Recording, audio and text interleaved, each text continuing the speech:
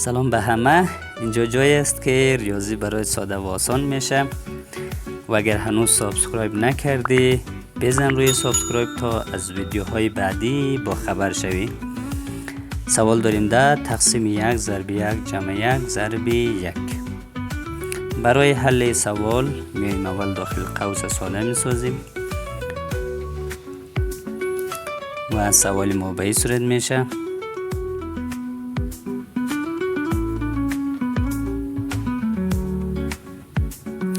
حالا میاییم عملیه ضرب انجام میدیم. 1 ضرب 2 میشه 2. بعد 2 هم که ضرب 1 کنیم جواب میشه عدد 2 و در نهایت میاییم 10 را تقسیم عدد 2 میکنیم جواب میشه عدد 5. اما این راه حل اصلا درست نیست.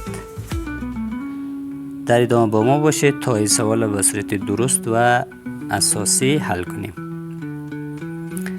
خب میایم برای حل سوال از قانون پیمدست استفاده میکنیم، یعنی اول قوس، بعد توان، بعد ضرب و تقسیم و در نهایت جمع و تفریق انجام میدیم.